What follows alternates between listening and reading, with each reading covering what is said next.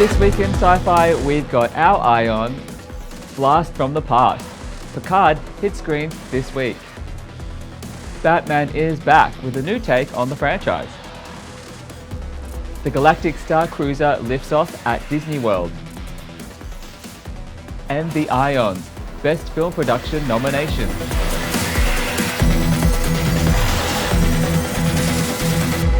Welcome to Eye on Sci-Fi, I'm Raymond Pedora. Season 2 of Picard hit screens this week. John Delancey is back as Q, trapping Picard and his companions in the 21st century to continue the trial of humanity that began in the first episode of The Next Generation. They must race against time to save the future of the galaxy, and they're not alone. Some other old favourites are joining the cast, including Whoopi Goldberg's Guinan and the Borg Queen. Picard is available in Australia from March 3 on Amazon Prime. The latest Batman movie hit cinemas this week. Robert Pattinson has taken the title role, replacing Ben Affleck, who parted ways with the franchise. The studio has taken the opportunity for what's been described as a standalone reboot. Director Matt Reeves sought to emphasize Batman's detective side, dropping DC Extended Universe connections. And despite the reboot, we've been promised we won't have to sit through another version of the origin story. Who are you under there? The featured bad guy is the Riddler, played by Paul Dano. The Batman runs just shy of 3 hours and is available in cinemas from March 3rd, although previews may be available for early lucky fans. Last season, we gave you a heads up about a coming Star Wars attraction at Walt Disney World, Florida. The Galactic Starcruiser is an immersive hotel experience set on a luxury space liner, and it launches this week. The experience allows guests to interact with characters and activities from the Star Wars universe as if they were really in space. At $2,000 US a night, though, this isn't for the budget-conscious fan. But for the well-heeled space traveller, Disney have also launched the Chandrila Collection, which has an extensive range of merchandise to enhance roleplay during the cruise experience.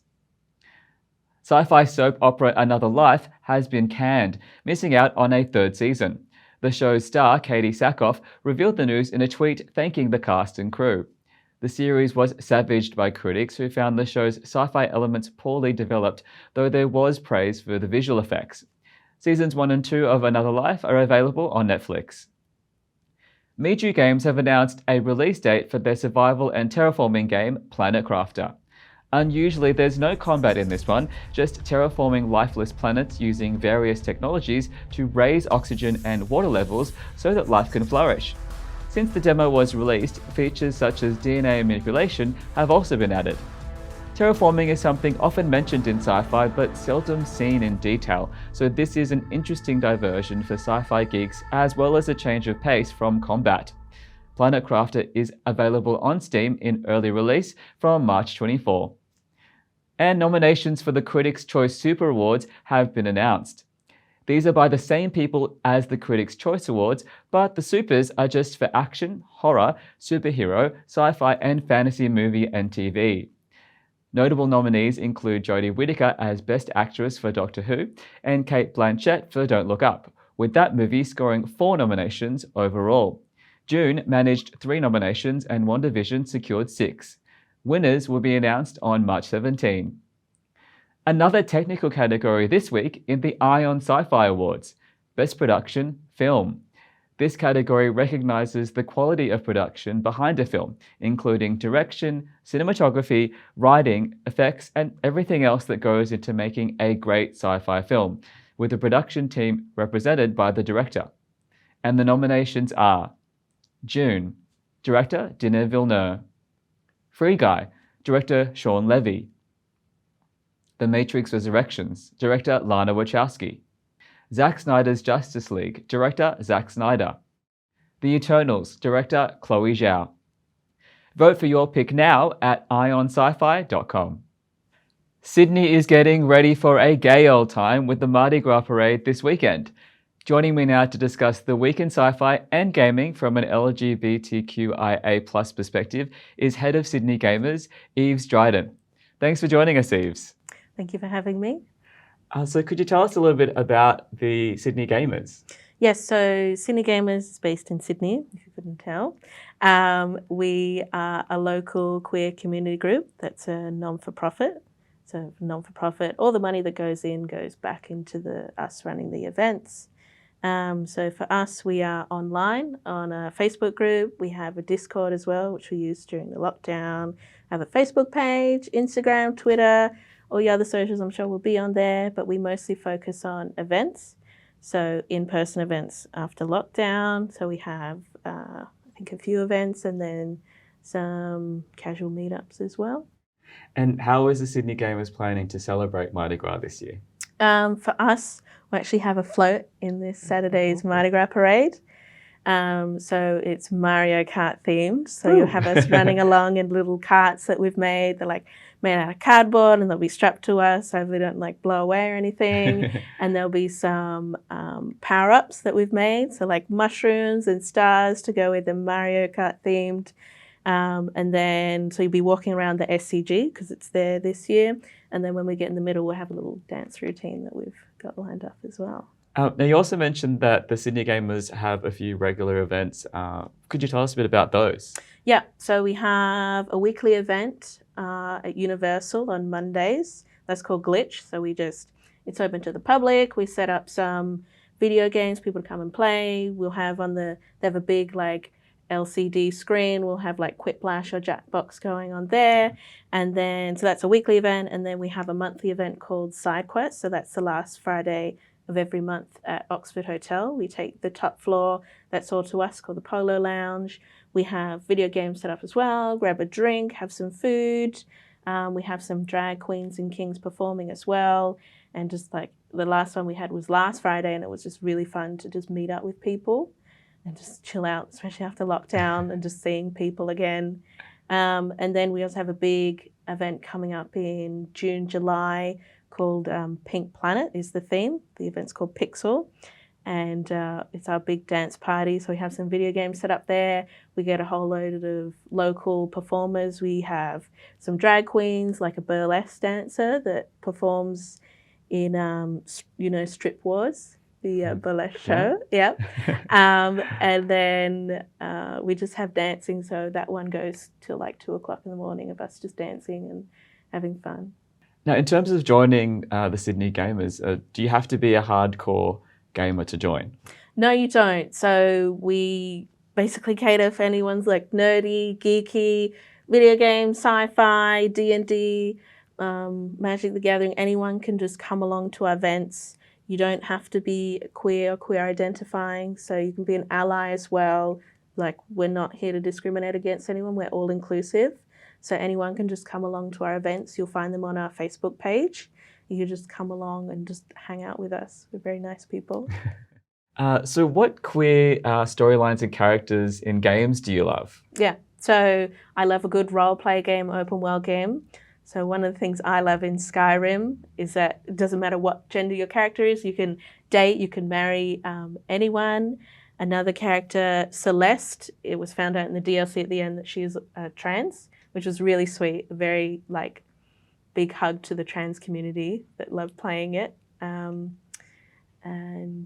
what else? In the Sims, there's a history in Sims where in the Sims 1, it was an accident that the characters of the same gender could actually date and romance. That's so cool. Yeah, so it was an accident. They're like, no, wait, keep it in because that's actually a good idea to keep it in. Yeah. Awesome. And then there's Life is Strange. There's 2 queer characters in that. But I think with a lot of them, it's like when open world or role-play game just gives you that opportunity to sort of be yourself and not block you as in like, I'm playing a female character and you always have to date the male character. When they give you that option to just sort of be yourself or experiment with that or just be like, I want to be me in fantasy format, that makes you feel really good. Yeah. Or a sci-fi format. It just makes it feel like you can be seen in that sort of video game world rather than just like not even bothering with romances because you're like, that isn't who I am. I'm not a straight person or someone that dates men exclusively, Yeah. Because games are for everyone, so they should reflect everyone. Exactly. they should be open for everyone to play and everyone to feel welcome to play that. Yeah. Now, here at Ion Sci-Fi, we love movies and TV about sci-fi. We're kind of living in a golden age of that at the moment. Yeah. Do you have any favorite sci-fi or TV shows that include characters from the LGBTQIA+ community?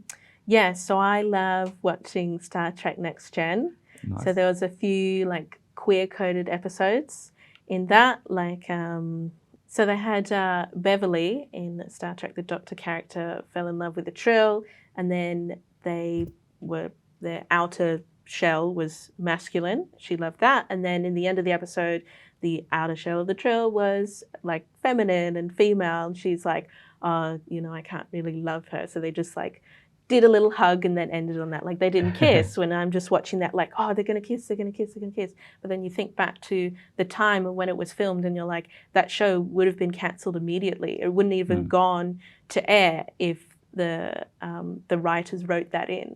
So you have to, I like thinking back to the times of when it was made to be like, you know, they got away with quite a bit of stuff without people realizing. Like you had children that would watch that, they'd have no idea what's going on, but they still love that and still enjoy the Trill characters and stuff like that. Kind of like saying it without saying it. Exactly, like just like hiding it away. But now you have more modern shows that it's like, yeah, they're gay, yeah, they just slept with all the men on the ship, whatever, who cares, you know? Yeah, but normal. And it's never, I don't think it's ever forcing it onto someone to put that character in there. It's good to see that character in there, to know that the writers and the people working on it want to show that it's a normal thing to see. Like having trans characters, open trans characters, it's really good to see. And you know, keeping them in the forefront of people's minds, because trans people exist. Who'd have thought it? Like years ago, you didn't see a trans person on the shows, or there'd be like the mock character of like, oh, you know, there's a man dressed up as a woman, and that's a joke, but like that's really offensive. Don't do that. But it took them many years to realize that was actually really rude and offensive. Yeah. Look where we are now. I know. Well, thank you so much for coming on the show, and all the best with Mardi Gras this year, and we'll hope to see you again soon. Yeah, thank you for having me. Thanks, Eves. And that was the week in sci-fi. For more news during the week and to vote in the Ion Sci-Fi Awards, go to ionsci-fi.com.